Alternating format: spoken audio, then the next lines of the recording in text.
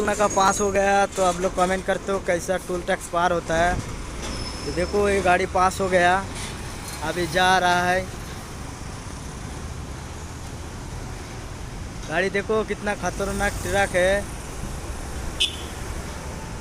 जा रहा है अभी कंडला को, देख सकते हो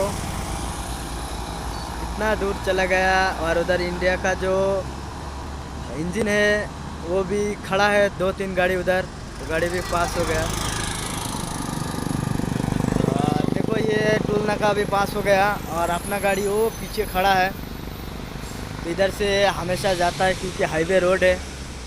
तो लाइक करो एंड सब्सक्राइब करो आप लोग।